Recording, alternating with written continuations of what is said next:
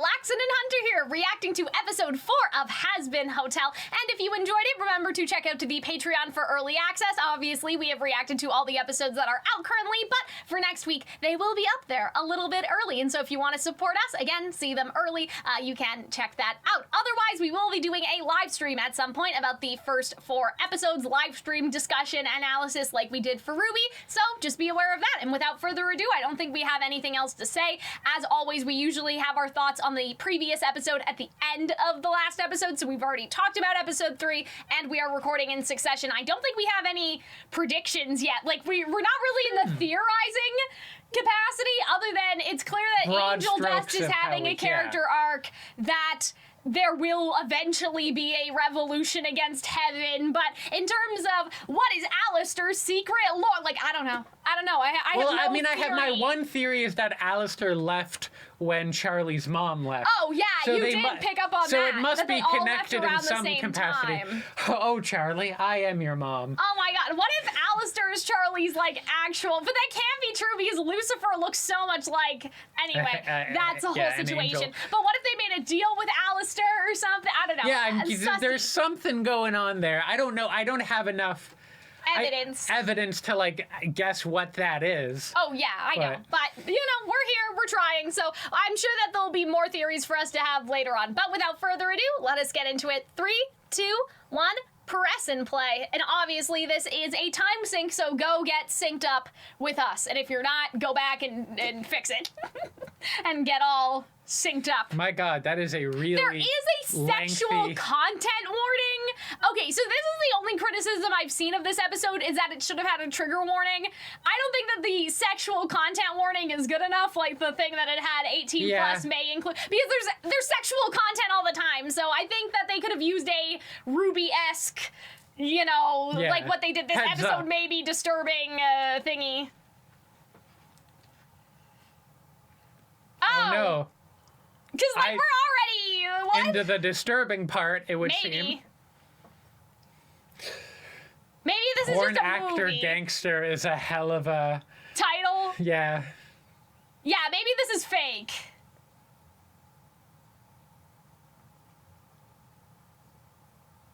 Damn, this porn has more plot. Like, if it's porn, this is more plot than...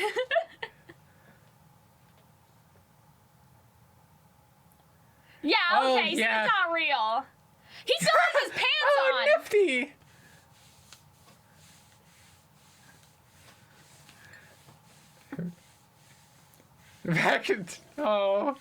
Vaggie looks just really disturbed.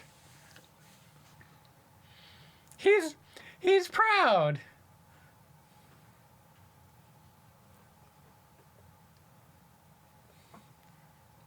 Oh my god! What does that mean? Bestie! I thought that plot... Bro, did you not say that you can't read from a script? Oh, Nifty! She's insane. I love Nifty. She's my favorite. Best new character, Nifty is.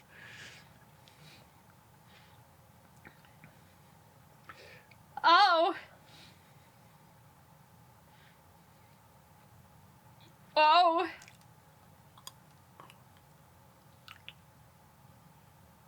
Oh my god! Is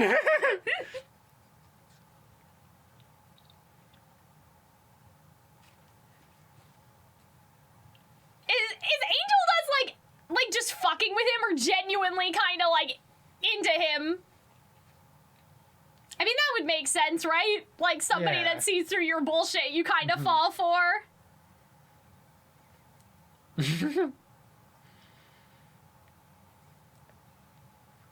Oh?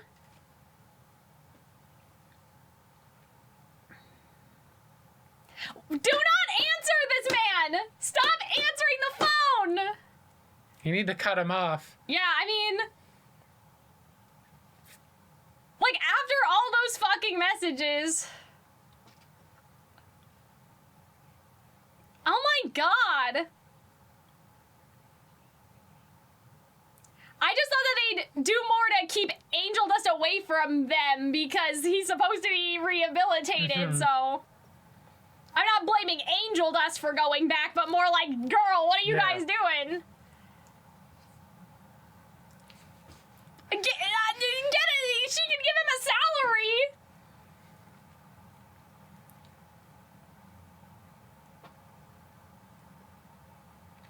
Yeah, like, what do you mean? Go fuck with his boss, bro!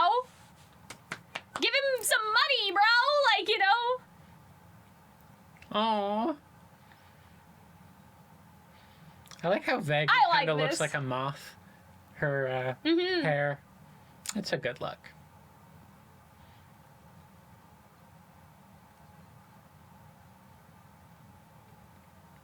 I guess, but like, couldn't they also like break his contract or get him a different job or like put him on payroll? Like, I don't understand like why they need to even appease this man anyway. Oh my god, his butt.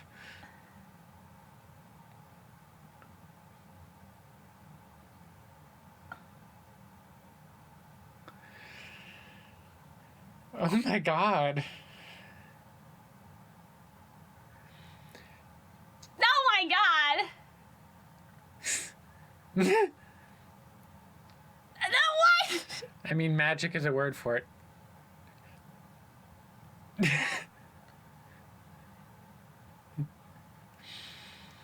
Oh, you.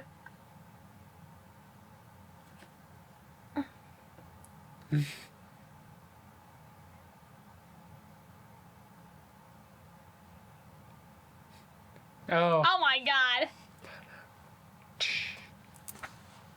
Oh. I do appreciate how concerned he is for her, though. Oh. Ah! Bro, what the? What? She's the princess of he's so full of himself. Why did Maggie let her go alone?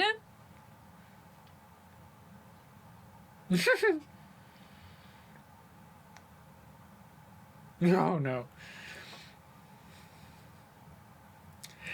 Part of me suspects that like Angel knows that it's never going to be put out on Charlie. He's just looking after his own ass.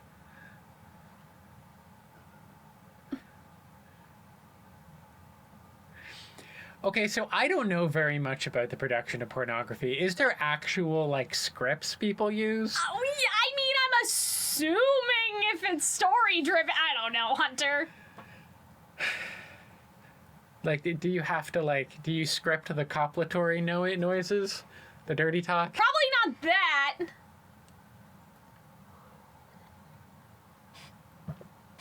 Oh, no. Wholesome?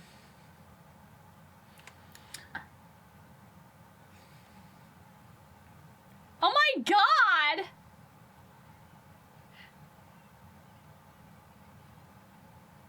I am so sorry.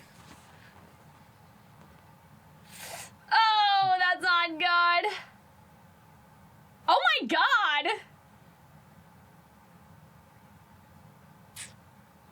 But yeah, I don't think Valentino can do anything to her. She's still the princess, right? So, yeah. No! Oh, no. They gave him extra frames of animation there, the way he bobs back and forth. Oh.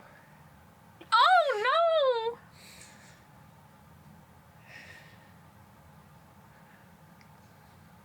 Oh, God, we're about to get him can get his ass kicked by his pimp, aren't we? Oh my god! His, like, magic went into his pockets. I hope Charlie fucks up this man. What do you mean? Anthony? Oh.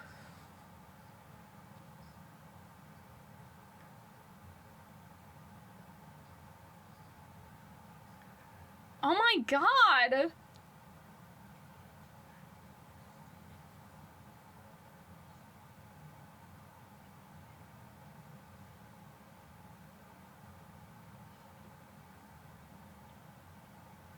Oh my god.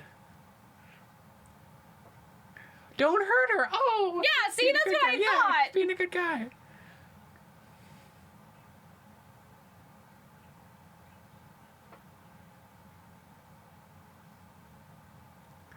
Oh my god. Were there eyes in the room? Maybe. Oh! Oh, Charlie using her, like, power is interesting. Oh, he has a shiner. Jeez.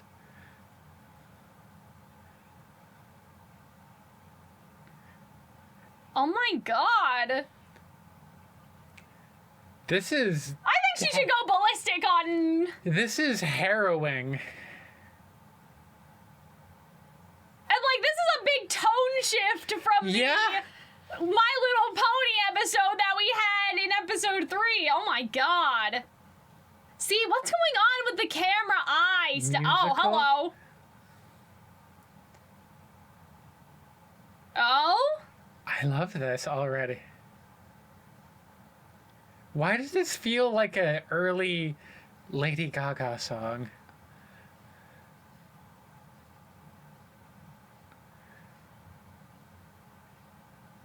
So this is backstory. Yes. So, a stripper originally. Oh no, these are just the different scenes. Yeah.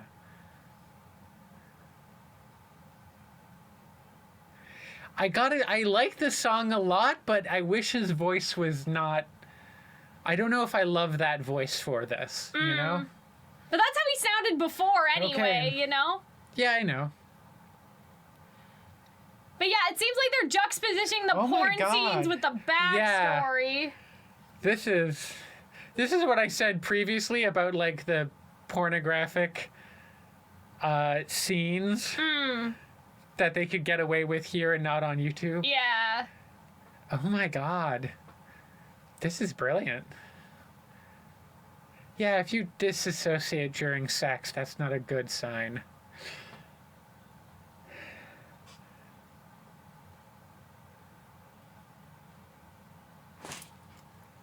Wow.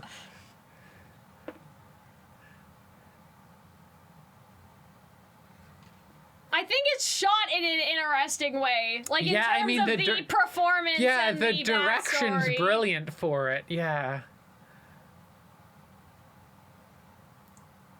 There's just a lot going on here is what I don't know what to make of. Oh.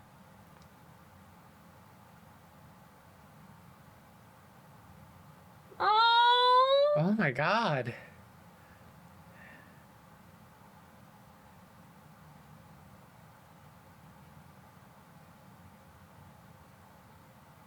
Oh my god. Oh my god. See, it's all an Yeah, act it's just- all yeah, the it's, time.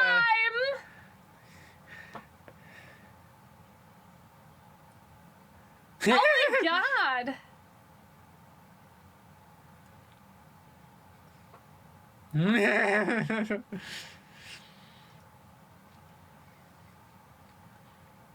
Oh my god. Oh, you tell him, Keith David. Oh.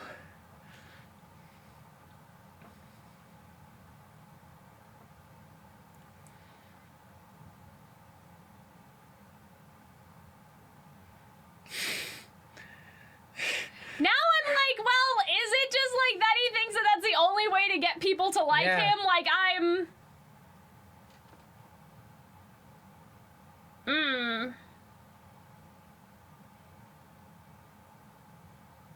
Oh my god! Yeah, I do think he does that because that's the only way he thinks he can have power. Yeah. Oh my god!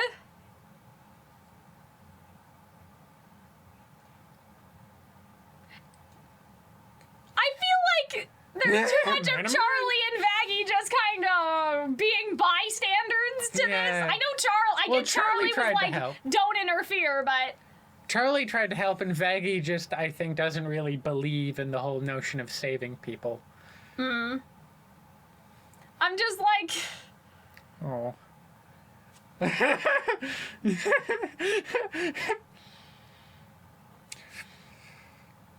like, you guys just watch this conflict just happen.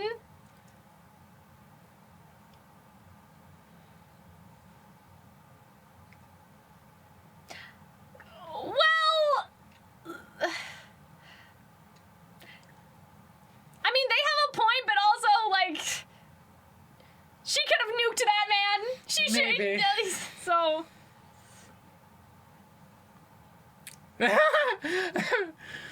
I do kind of like how her optimism is kind of ineffective. Yeah. Like no many workshops about boundaries won't save you from like an abusive pimp, you know? Yeah. From an abusive that's system. Why I'm like, I understand what she's saying in terms of like she shouldn't have like pushed Angel Dust boundaries, but like I don't know, like the lesson does not really mesh 100% when it's like you should just fuck up that man. Yeah, that was definitely an option.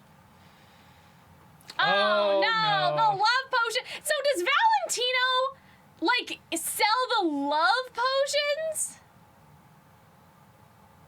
Oh. Oh my god. Oh my Oh god. my God. Fight scene. Oh, okay. Oh, what a badass.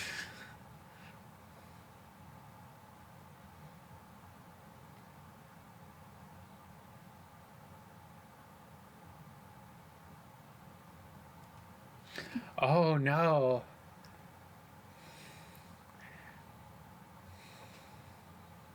Oh my god. Oh my God.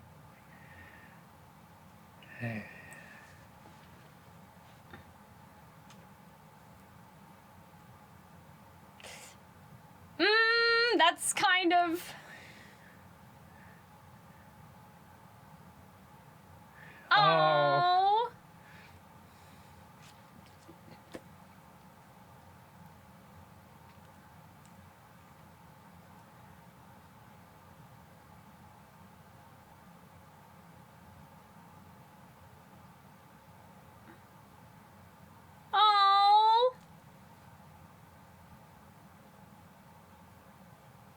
Oh. Oh.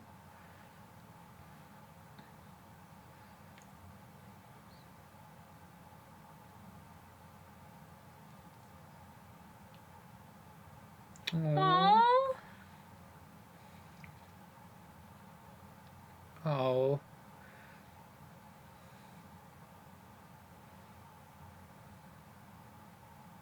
Oh my God. Oh, baby.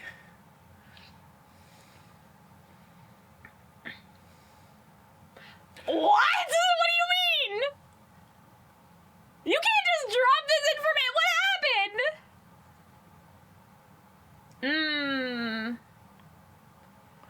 Oh. Oh no. Oh. No! Oh, no. That's what. Wait! So he made a deal with Alistair and then Alistair took his position as the Overlord? Maybe. Oh no! Maybe. Well, that's what it seems like Yeah. happened, that he gambled his position. They swapped places almost. Mhm. Oh my god! Wait, are they all supposed to represent a sin then? Oh.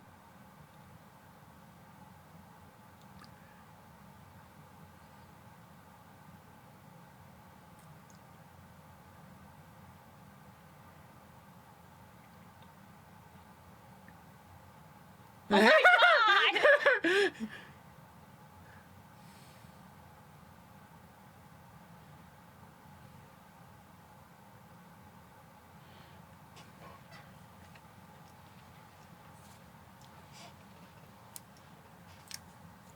Oh, okay. Okay.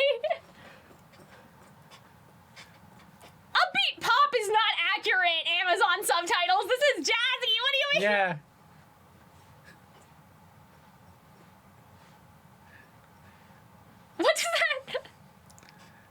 A power Oh bottom. my god!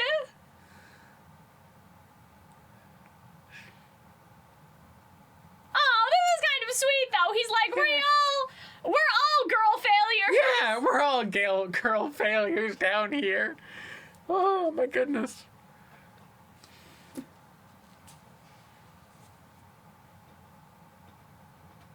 What did sandwich rhyme with? Wait. I lost.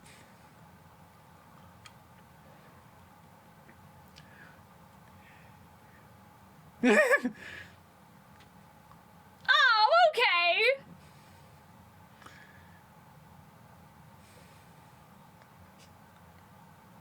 Oh,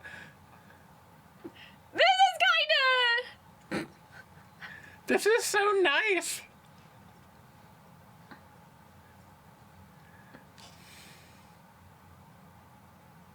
Oh.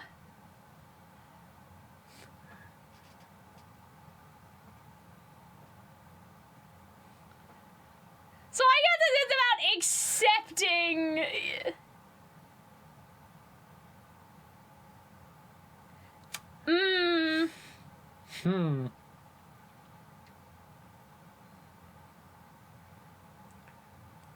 I love this.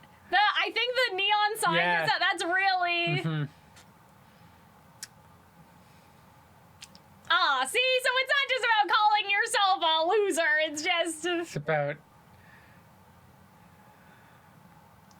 like if that's what I am, I'm okay with that Yeah. almost. Radical acceptance. Yeah. They're fucking singing. Ah, wonderful. Oh, there's a poster of him in the back. Oh my goodness.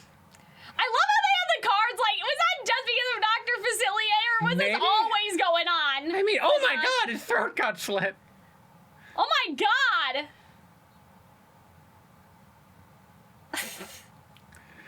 Oh, what a lovely, like, Sentiment? yeah. Oh my god! Oh my god. Oh that my hammerhead shark. god! I love how the figurative sharks are literal sharks. Well, loan sharks, Yeah, a lot exactly, of that sort of yeah. thing.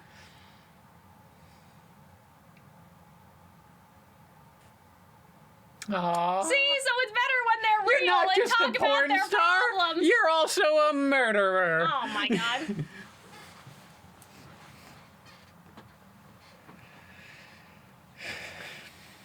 Oh my god. Oh man. Oh.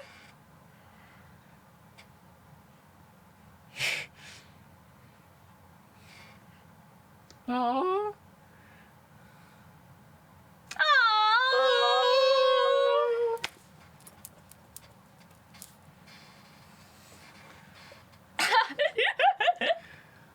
Oh my god. Okay, they are a little gay. Oh, look, I love Oh. Maggie's looks. She's so baby. I love them so much. See, so this episode is what I thought every episode was gonna be like. You know what I mean? In terms of like, this was not just Monster of the Week situation. I you mean, know? this is I think, this is the first episode of the best episodes they have. Definitely the Yeah. two best songs they've had. I think the first one The and the first- fourth, yeah. the first episode and the fourth episode were yeah, the best. We're the strongest. Episodes. But yeah, I mean, that was a lot. I think that the content warning, like that criticism, is definitely Warranted. justified. Just because you're like this domestic, I don't know if you consider it domestic abuse, but abuse nonetheless. But yeah, still, I think though, you know, there's people that are saying that this was done poorly in terms of how it was handled. It felt insensitive. But then there are other people who said, like, you know, I've been through something similar and I really liked it. So I feel liked like it. that this I is liked it. something I mean, that's at the end of the ultimately day, subjective and everything's not subjective well, in yeah, these matters, I know yeah. that, but I'm saying in terms of not everybody who has gone through something like this is going to feel the same about certainly, it by yeah. any measure. And so I think there are people that are saying that it really resonated with them, and people who are saying that it didn't, and that's just everybody's situation and how everybody deals with things is different. I did, out of context, obviously, because we hadn't watched the episode yet, I saw a lot of, well, this person went through something similar and they said it's okay, which means that it's okay, and then also kind of the opposite. One person from that group of people does not necessarily make it that's okay the internet, or not okay. right? Like, I found one person to say this is okay. That the internet operates on you back up your opinions to make it so you're moral, not the reality, which is that these things are subjective and every individual person is going to. And so I don't want people doing that. What they individually you know what I mean? feel. Like, I don't want people being like, well, like, this person said it was okay, which means that how everybody else feels is invalidated. Yeah, and not. you also, do you really care about that one person's experience, or are you just using that as a justification for your feelings? Feel how you feel. Exactly. Like, are you weaponizing that person's experience because you like the show, which I think... Or dislike the show. Yeah, you know? and I think it's that's the same premise. Shitty, right? And so I don't want any of that going on, but... Personally, I quite liked it. Yeah, like, I felt and the song was brilliant, and I think the direction was really good. Like, having the scene juxtaposed to each other. Something that was said last episode was BDSM and stuff, that's a way to build trust, right? And so you can kind of see the difference between Angel's, like, consensual versus the coerced. And I felt like that was a good point because, like, a lot of the time, people sort of put blanket statements on things like, oh, well, BDSM is bad. It's about whether or not you're consenting, which I feel like that's what the episode really tried to showcase. They were juxtaposing situations that were similar to each other, but in some of them, Angel was in control, but then in some of them, he wasn't. And so that's the difference about consent, not inherently the situation. It was an interesting development for his character because you realize, oh, he thinks the only thing he has of value is his sexuality. Yeah, and like, to make the other people at the hotel even like him, Yeah, too. and so that's why he's like that, because he knows no other way to be. Yeah. Which is what made that Loser song so nice, which the direction and some people thought that was, again, like, insensitive, too, but I feel like that's, like, that I will say, for the first song, everybody's entitled to their own opinion of it. For the second song, I'm gonna say that you lack media literacy. It's not that he was calling himself a loser in a derogatory way. It's if, you know, these people that abuse me think less of me for being emotional, I guess I'm a loser then. Like, that's the vibe that I got from it. It was a sort of self-acceptance. It was commiserating, like, you think you're the only person who has experienced this, but you're not. Exactly. Like, we're all, like, it was the camaraderie of it that I quite liked. And so I think that people miss that, like, oh, like, they just called Angel Dust a loser because he went through all that. That's this not is what why we're you talking don't about, right? look, you don't go on Twitter, and you don't look at the aggregate of the dumbest people on the world. Oh, I know, but that's what, like, you know, I thought that it was not even interesting, but, like, to bring up at least. But I personally think that people kind of miss the idea that it's, if they call me a loser, I guess I'm a loser. Like, if they call me a geek, well, I guess I'm a geek. Like, that was what it was, to me, supposed to It was about trying to be empowered. Yeah. And commiserating your experience with others who have been through that, which is kind of nice. And you even see Angel Dust be like, wait, what? Like, what did you just call me, right? But he understands also, what it's talking the direction about, right? for it was so great, how it went from the street corner and how they used the street corner. Yeah. And see, that's like... Keith David's voice is so good. And then going to the scene with all the neon lights was super nice. It was just very well done. This episode was really strong, too, from the point of a musical number perspective, because it didn't feel like too much of a music video, first of all. And then also, what I criticized the last slow song from the last episode was the idea that, oh, we didn't learn anything and it didn't move the plot along. But we learned Husk's backstory, Angel Dust's backstory, both of how they feel. Like, things definitely, like, these got are a the lot out of it. musical numbers in terms of how a musical theater song is supposed to be. Whereas sometimes it's like, oh, we need to put 2 songs in the... Yeah, right? Like, every episode has had 2 songs whereas so far. This one, I almost kind of maybe understand why they had this one be the last they released in this package, because I think it's a very strong ending. This is what I thought the entire show was going to be more about this, because I will say that it is a bit of a jarring tonal whiplash. Yeah. Because the other episodes were again like, you know, monster of the week, like. And but let's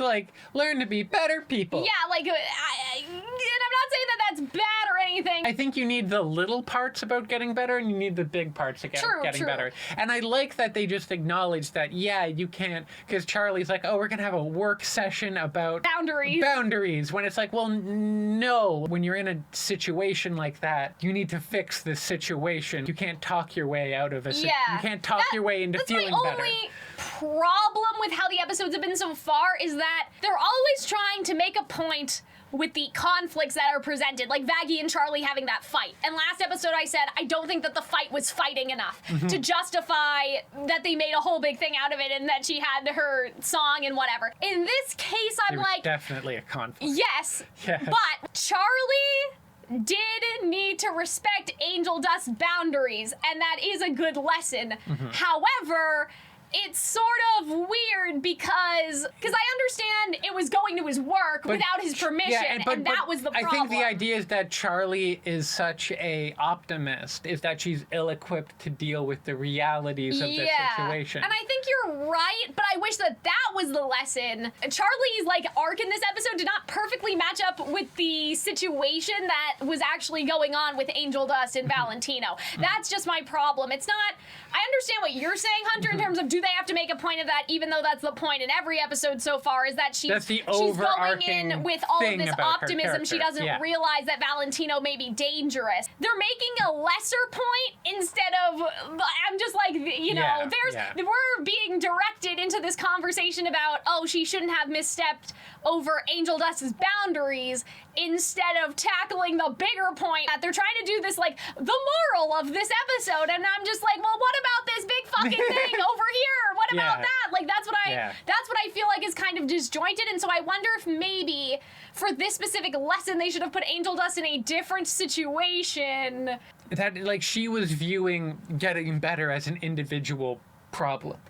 Okay, that's something. And that you are making bad decisions, and that's why you're a bad person. So if we just teach you to make the right decisions, then you'll be a good person. That's kind of her premise. What she doesn't realize is that he's not empowered to make the better choices because he's in a really bad position. I guess that's the problem. And he's disempowered in that. Because I don't know how much I kept in, but basically I was like, okay, Hunter, off camera, can you figure out what I'm trying to get at here? I think that's actually my issue then, and maybe I didn't articulate it well before, but my issue is that they're focusing on the fact that Charlie overstepped Angel Dust's boundaries, which she did, but they're not digging into enough Angel Dust. I wish that she had a line saying, I didn't realize that he was coerced into this. I thought that he was going of his own free will. I wish that they had included a realization from Charlie on that point, because I'm not entirely sure as the audience if she's clear by the end of the episode if she actually knows that or not. Maybe she doesn't realize it, but I feel like, for me at least, it was sort of abundant. I don't know if she realizes that, but I feel like that's the kind of abundant, that's her issue, is that she doesn't understand the problems she needs to solve. Yeah, and I agree with you. In order to reach her goals. But that's why I guess I kind of feel like sometimes that when we get to the end of the episode, it's like we learned the wrong, because it's not the wrong lesson, but we're missing. I think that's missing that's little what I would piece argue of makes something. Charlie an interesting character, is that that's her flaw. Well, yeah, for sure. You know? But I wish that, I don't want to say it seems like a mistake, but right now it seems not intentional. It doesn't seem like that they're doing that on purpose. It seems like that they think that oh, well, that is what Charlie had to learn. I wish that there was a little bit more realizing the fact that, again, Angel Dust wasn't making those decisions on his own, and therefore Charlie's fault of getting involved was getting involved without knowing. It wasn't crossing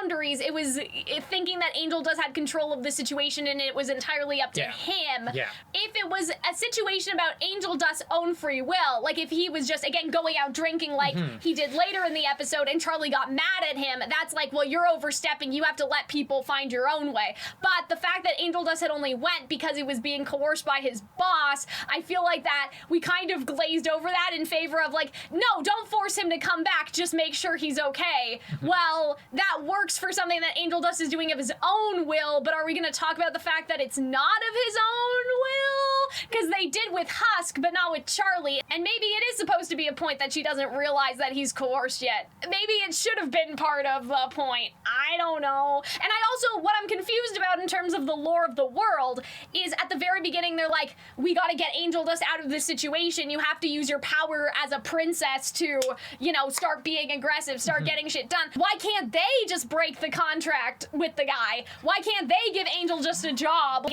actual salary position or something? They didn't adequately address that. I know it's not a plot hole, but for me, I would have liked to know, okay, they're talking about using your power as a princess. It's like the why equivalent. Why can't you put this guy in your place? It's the equivalent right of like, why didn't they just like fly on the eagles to Mount Doom and throw the ring into the fires? It's like, why didn't you do this like somewhat obvious, easy? But what I would have liked to see is that Charlie tries and is like, this contract's binding, even you, right? Because this is a weird sort of comparison, but there's a whole YouTube video about contracts, like from a writing perspective, like if you as the author like contracts as magic and promises as magic.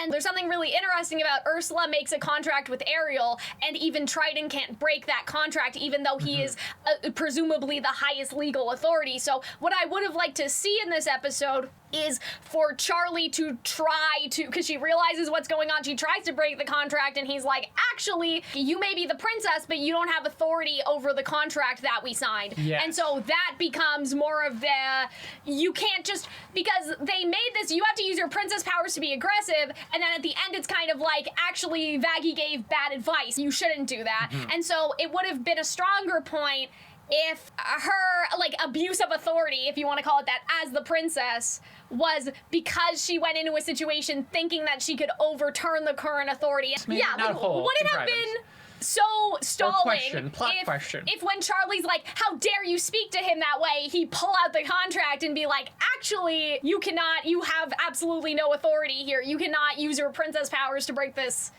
contract. Like, I don't think it would have been that much of we're halting the episode to get into law or anything. Fair enough. It would have just been, again, evidence of overstepping of princess powers, because it seemed like this episode had two things it was trying to do. Charlie using her princess powers to exert authority over the overlords, and it goes badly, but also a discussion about Angel Dust and boundaries, and the princess part disappeared across the episode while the boundaries part stayed. So I think what I've settled on is my problem with the princess lesson. I feel like the joke about the boundaries was like a joke at Charlie's expense. Clearly she doesn't know what's going on. Oh, I know, Hunter. Excellent episode. You know what I mean, I know, I gotcha. In terms of, like, the moral, like, the end. They could have done more with the idea that just because Charlie's the princess of hell doesn't mean that she can... ultimate power. Go around and do these things. That there has to be a bit more thought. The other thing that bothers me is that Charlie just goes everywhere by herself. I know it's not, like, the biggest criticism, but is Vaggie not her guard or something? Why does she just wander around all alone? In the scene with Adam, I get it, because maybe she was invited particularly just for that meeting, but I just mean, in general, she just walks around alone all the time, and I'm like, Vaggie, aren't you supposed to be helping her? So I think that that's a weird, again, writing inconsistency. And again, I'm not trying, because I do think this is the best episode out of the four. I think it was a fantastic episode. I think for Charlie, it wasn't. And so that's all I wanted to get out of I guess there, Charlie can walk around as much as she wants without Vaggie, because Charlie, like, at the end of the day, could fuck someone up. She just chooses not to. Because that was a line, because a line earlier in the episode was that, I can use my powers, but I don't want to. Like, she wants people to change out of the goodness of their heart, not because she forces everyone to be good. But,